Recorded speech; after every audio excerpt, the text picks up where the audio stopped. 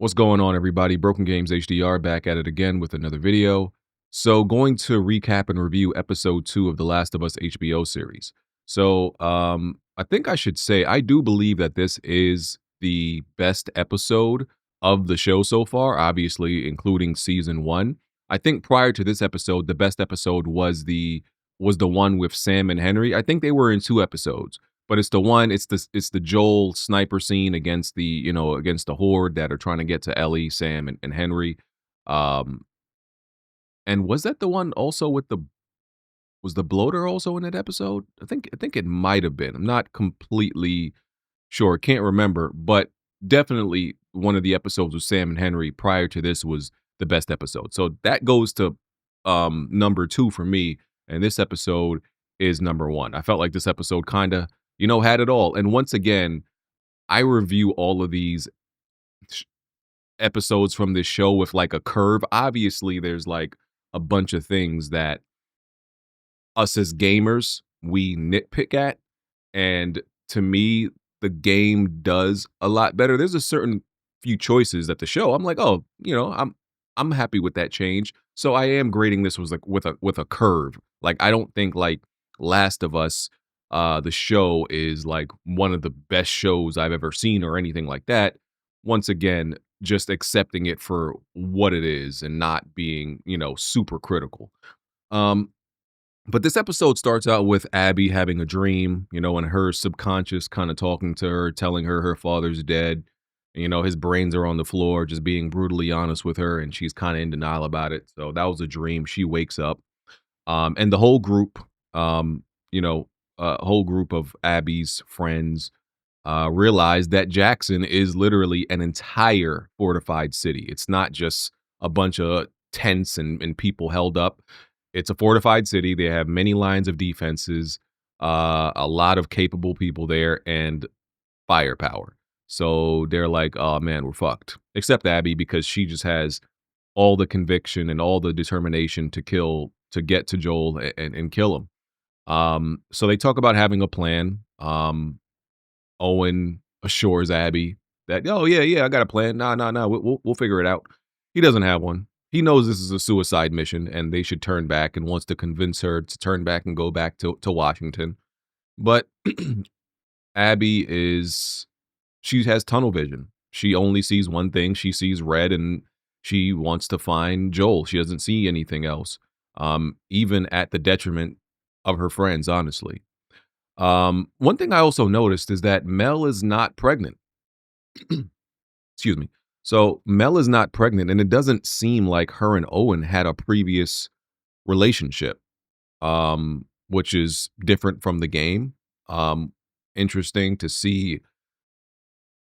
Maybe she's just in, excuse me. Maybe she's just an early pregnancy. I don't know, but maybe they just completely remove that from the script, which I think is it ends up being a pretty big deal later on in the game, along with somebody else's pregnancy, which I wonder now I'm starting to wonder if that's gonna happen. Because the 2 pregnancies were kinda like parallel, kinda parallels. There was a lot of parallels that people didn't realize in part 2 because they were too blinded by their hate of certain things happening. But either way, we'll see what happens with that. If there's any previous relationship brought up, if there's any pregnancies, we'll see.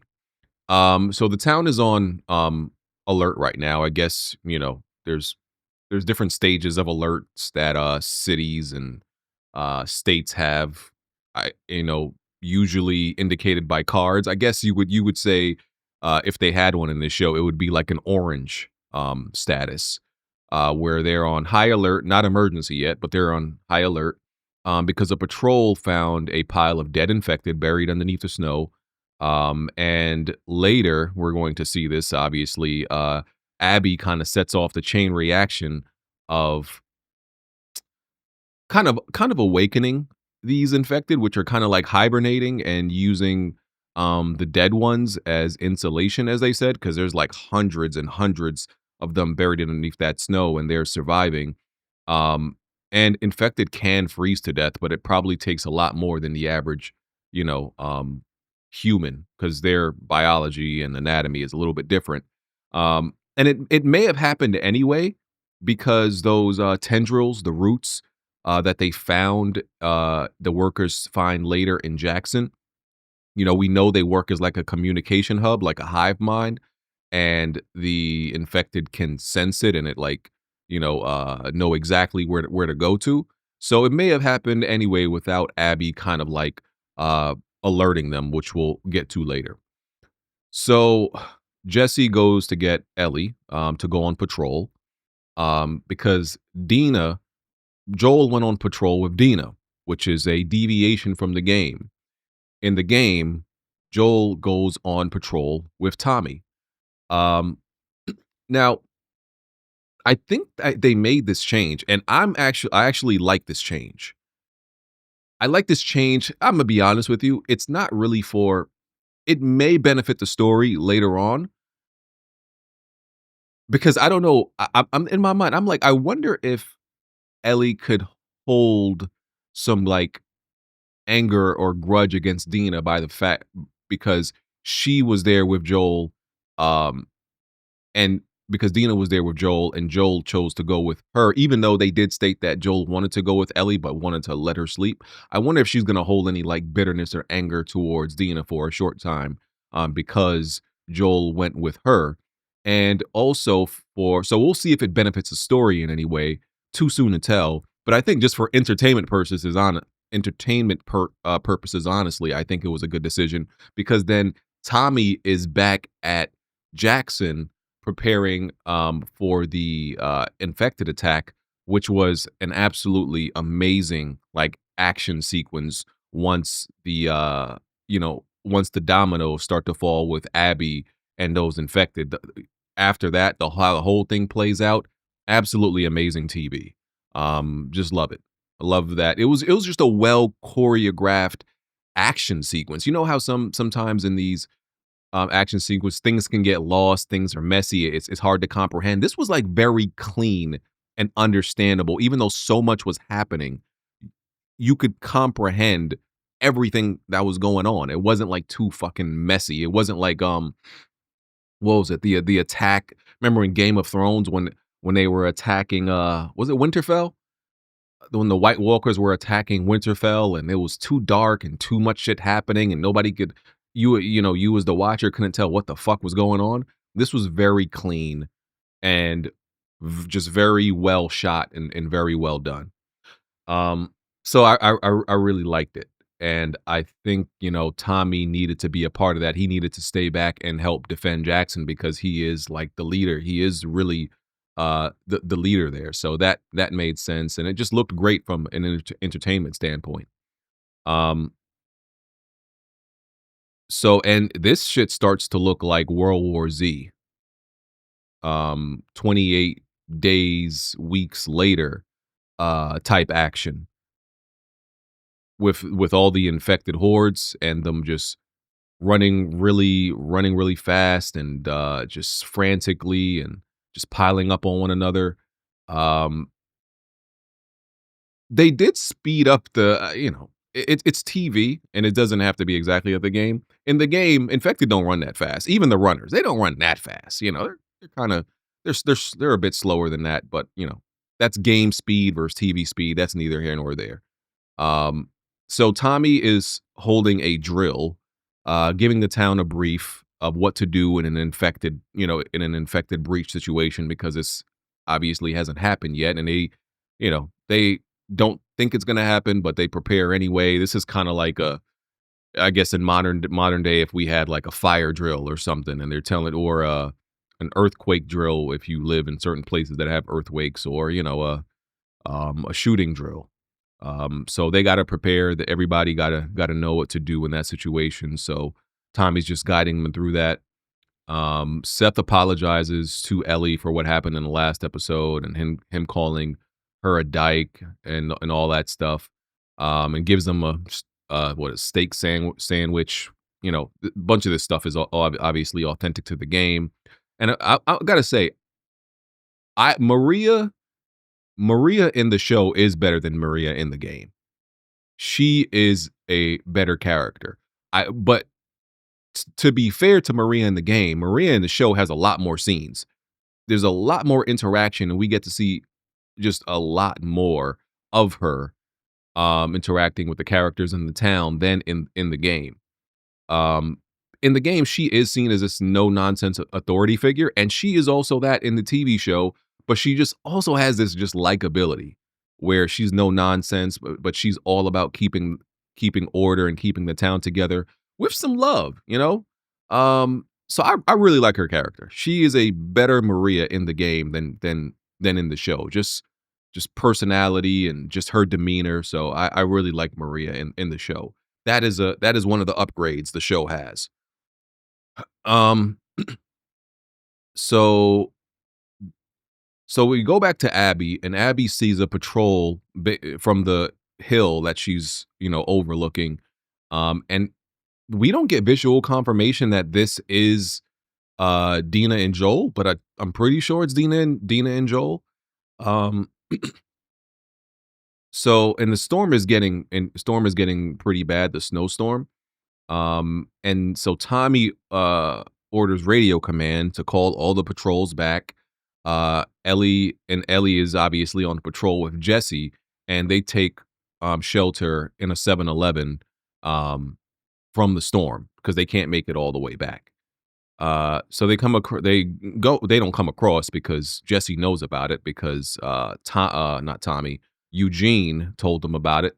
Um, this 7-Eleven full of weed. Eugene was growing his product in there. In the show, it was just a cabin. It wasn't a 7-Eleven. And of course, this is supposed to be the scene with Dena and Ellie where they start smoking weed and start carpet munching. And I'm okay with this completely being cut from the show because I don't think we're really losing anything. I think we gained something in this situation. What we're gaining from this being Jesse and Ellie instead of Tommy and instead of Dena and Ellie, because Tommy's back at the town and not with Joel, we get that whole scene with Tommy and them playing a like tower defense game at Jackson. I think that's worth the trade-off. In my opinion, seeing all that crazy shit happen inside of Jackson and the attack and the breach. Oh, I'll take that trade of seeing that over Ellie and Dena smoking and carpet munching, right? I don't think that's really relevant. And honestly, I know they're grown, but those are, in my eyes, I can't stop seeing those as kids. I don't need to see that, right? It doesn't really, I don't think it adds enough that they need to keep it in. So I'm okay with that cut. And they talk a little. Jesse and Ellie talk a little bit more about Eugene, and of course this is him growing weed, and Ellie learns that he's a former Firefly. Jesse states, and by the and Jesse states that Joel had to put him down, but we still don't get clarification on why. Like it when he says put him down, it sounds like he got infected when you say it that way. Um, But still no confirmation that he got infected and Joel had to kill him. I don't know. So still wanna figure that out. And by the way, last episode review, I had stated that Joel, Eugene, and Tommy were all Fireflies at one point. I got that confused, and, the Joel was never actually a Firefly. It was, because him and Tommy split. Tommy joined the Fireflies. Uh, Joel was actually I guess you could just call him a raider. He was doing a whole bunch of bad shit just to survive. He was a survivor. He was one of those. He wasn't actually a firefly. So I had gotten that part confused that that Joel had some firefly history. He wasn't actually a firefly. Yeah, I just got that like my wires crossed a little bit. Um, so then we get to Abby is very determined to catch up with this patrol that she sees down the hill. So she slides down the hill. I think she loses her weapon. I think she loses her rifle. And it's a bunch of frozen, infected at the corpses at the bottom. And as we learned earlier in the episode, there are hundreds and hundreds of infected below that, hibernating and insulating, and they start to chase her, and it becomes, like I said, the World War Z chase scene. Um, so and this is just from this moment, from this scene to the end of the episode is just an amazing use of both visual effects and practical effects. Everything looks just beautiful and amazing. In the snow, the infected, you know, it's just a well orchestrated action sequence. Like I said before, I loved everything about it. Um, so fast forward a little bit, we know a lot of what happened, so I don't gotta like list out every single thing. Of course. So Joel Joel runs into Abby and saves her. He's got that classic revolver that we all know belongs to him.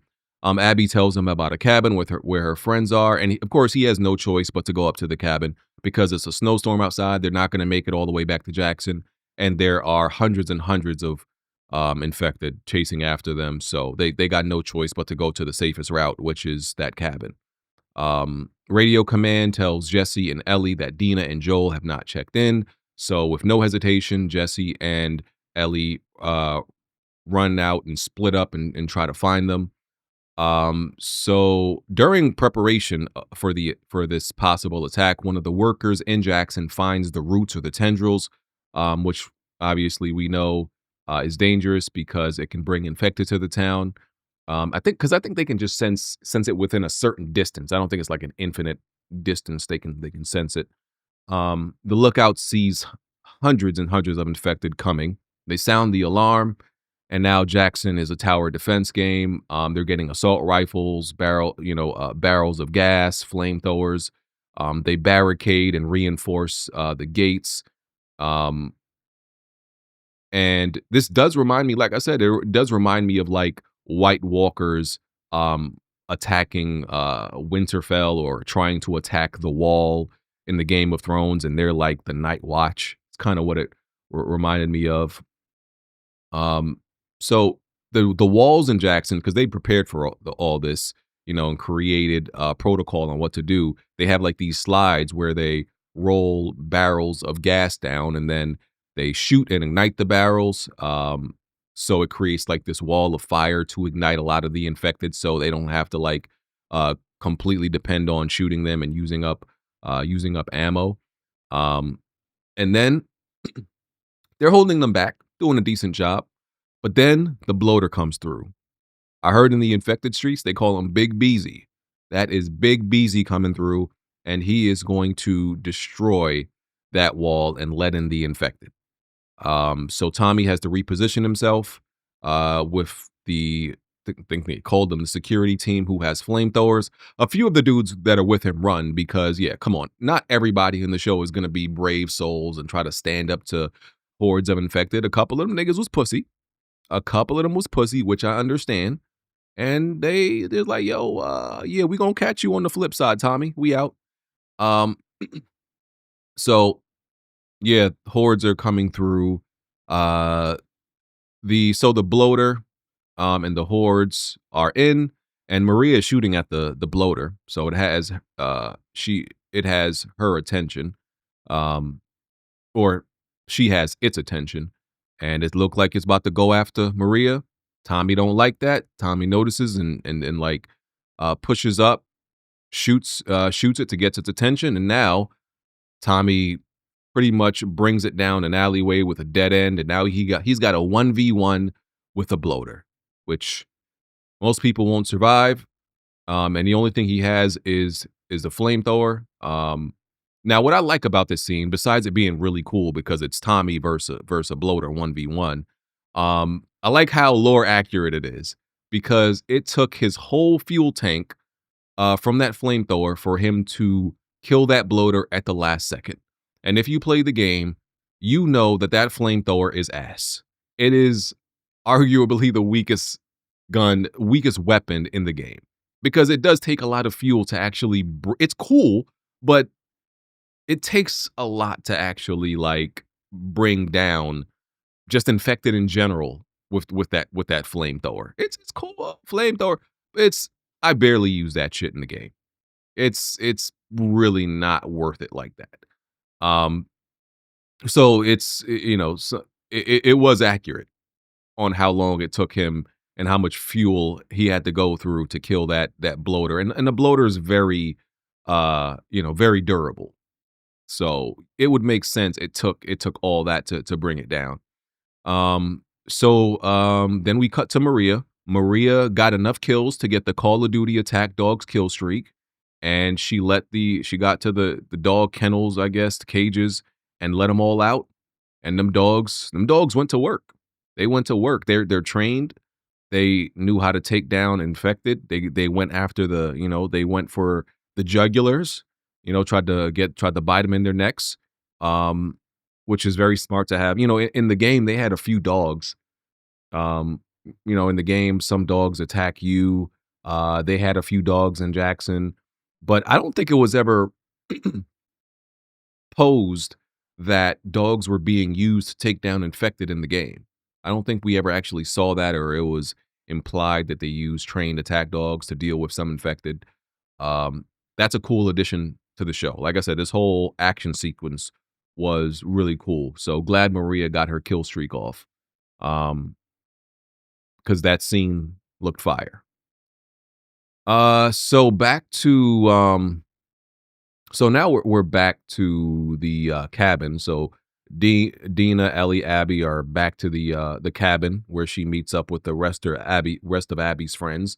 Uh, Dina has some frostbite apparently. I wonder if that's gonna if there's gonna be any repercussions from that, right? Because I don't think they mentioned that for no reason. I wonder if she's gonna like lose a finger or something. It didn't look super bad, and I think Mel did say she was gonna take care of it before shit went down. Um, but I just wondered if there's gonna be any implications from that. And but Dina does notice the WLF logo. She's a little skeptical um of them. Of course, she knows the WLF logo. She's very cognizant and vigilant right now of these people, and she's taking notice of their names and what they look like, and where they're from, and all that good shit. Um, and Joel, during this time, Joel tries to radio Jackson because he can see the fire and everything going on in Jackson. And then this is where the Joel torture and death scene initiates. Um, Abby says, "That's Dina. This is Joel." And everybody turns around. That's Joel. We have him here. How fortunate that you happened to run into him and lure him back here. Um, So they sedate Dina because Mel and Nora have like medical experience, but I think Mel is really the doctor. Yeah, Mel is really the doctor. So Mel sedates her, puts her to sleep because they don't really got no beef with nobody else except Joel. They don't really want to have no desire to hurt anybody besides Joel. Abby's obsession is with um, torturing and getting revenge from Joel, and she definitely gets it. So Abby shoots Joel in the leg with a shotgun, and Mel tourniquets it, same as the game. She doesn't want to kill Joel as much as she wants to torture him. You don't get to rush this. She wants to take it nice and slow, torture him.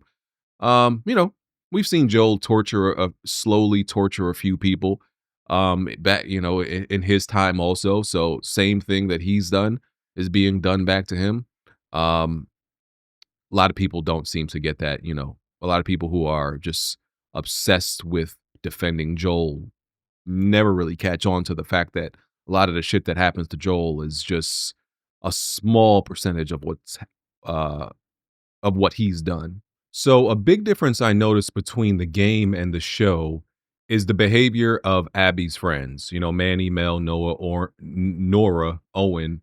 Um, and by the way, in the game, there were two other characters there. Jordan, I believe was his name, who got killed off pretty quickly after. I think he's like the first person that Ellie ended up killing. And there was like another just NPC character that I think didn't have a name. Um, but so and they weren't included. So they only included the main important friend group, uh Abby friend group in the show.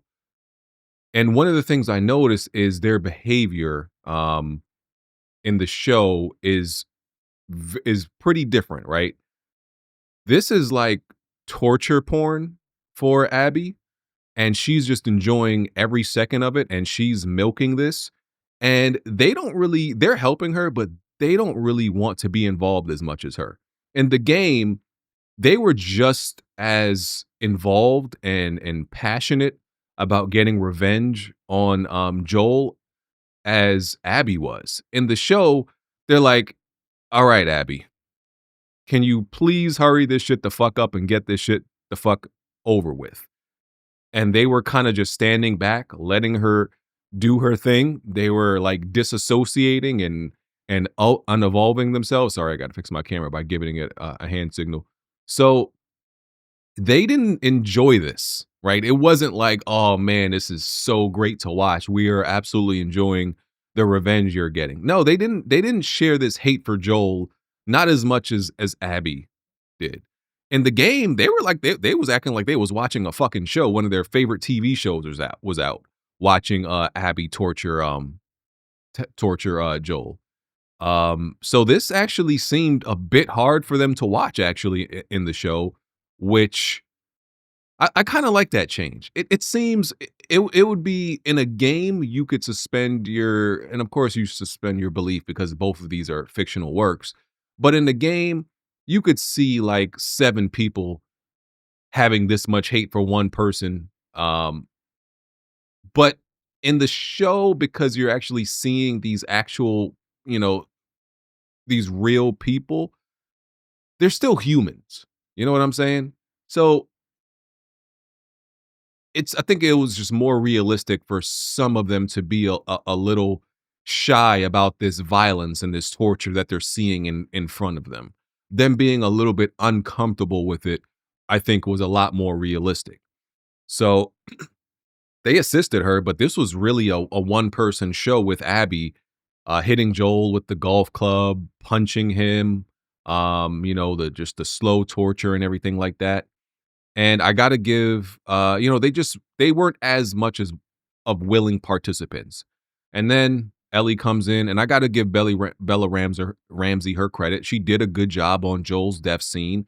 And because of course this took a huge amount, I'm sure it took a huge amount of like emotional effort to just depict uh that type of pain on her face. Um the game still did it better, I believe, Ashley Johnson. I still think like the performance in the game is better and more excruciating. But Bella Ramsey did a good job. The only thing, the only change I think and deviation in this episode that I really did not like was the killing blow.